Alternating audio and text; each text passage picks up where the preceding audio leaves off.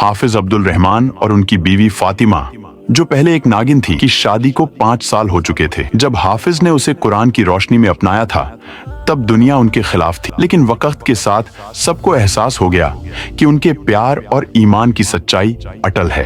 एक रोज सुबह की अजान हो रही थी, तभी घर से बच्चे के रोने की आवाज आई। हाफिज दौड़कर अंदर गए और देखा कि फातिमा की गोद में एक नन्हा फरिश्ता था। बच्चे के चेहरे से अजीब सा नूर झलक रहा था। हाफिज ने उसे गोद में लिया, कान में अजान दी और अल्लाह का शुक्र अदा किया। मगर उन्हें इस बात का इल्म नहीं था कि ये बच्चा आगे चलकर उनका बेटा बड़ा होता गया। घर वालों ने महसूस किया कि वह आम बच्चों से अलग है। जब भी कोई कुरान पढ़ता वह बड़े ध्यान से सुनता। एक दिन हाफिज अब्दुल रहमान अपने मदरसे में बच्चों को सूरह फातिहा पढ़ा रहे थे। तभी अचानक सिर्फ 4 साल का यूसुफ ऊंची आवाज में पूरी सूरह सुना देता है। सब दंग रह जाते हैं। हाफिज उसे गोद में उठाकर पूछते हैं, बेटा तुम्हें ये कहां से याद हुआ? यूसुफ मासूमियत से जवाब देता है, अब्बू जब मैं सोता हूं तो कोई मुझे सिखाता है। ये सुनकर मदरसे के तमाम बच्चे और उस्ताद हैरान रह गए। फातिमा पर्दे के पीछे से ये सब देख सुन रही थी। उसे समझ नहीं आ रहा था कि ये कोई अल्लाह की इनायत है या फिर कोई और रहस्य। एक रात फातिमा ने देखा कि यूसुफ नींद में बातें कर रहा है। वह पास गई और गौर से सुना। यूसुफ बोल रहा था, हाँ मैं समझ गया, अल्लाह की किताब नूर है, जो इसे पढ़े वो कभी गुमराह नहीं होता। अब्बू को बताऊंगा कि ईमान का असली मतलब दिल की सफाई है। फातिमा का दिल जोर से धड़कने लगा। वो फौरन हाफिज को जगाने गई और सब कुछ बताया।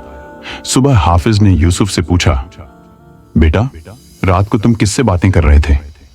यूसुफ मुस्कुराकर बोला, अब्बू आपको नहीं पता, वो जो नूर में लिपटे होते हैं वो मुझे पढ़ाते हैं। कहते हैं कि मेरा इल्म पहले से लिखा जा चुका है। ये सुनते ही हाफिज अब्दुल रहमान का कलेजा कांप उठा। वो समझ गए कि उनका बेटा कोई आम बच्चा नहीं है। वो फौरन अपने उस्ताद हजरत शेख अब्दुल कादिर के पास गए और पूरा किस्सा सुनाया। शेख मुस्कुराकर बोले, अब्दुल रहमान, तुमने अल्लाह के हुक्म से एक नागिन को इंसान बनाया और अल्लाह ने तुम्हें ऐसा बेटा दिया जो खुद अल्लाह के नूर का वारिस है। ये बच्चा खास है, लेकिन याद रखना, जहां रोशनी होती है वहां अंधेरा उसे मिटाने की कोशिश करता है।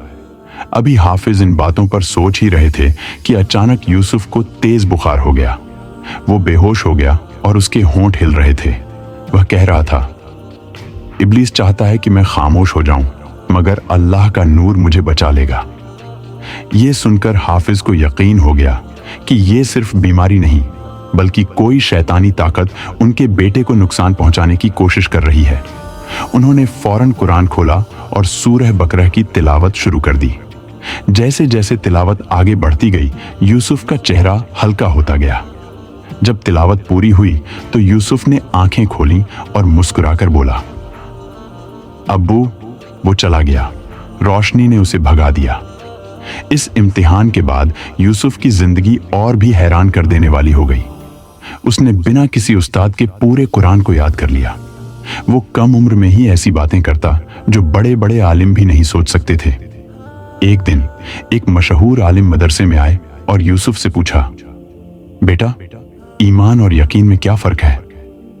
यूसुफ मुस्कुराया और बोला, ईमान अल्लाह की पहचान है और यकीन अल्लाह के वादे पर भरोसा।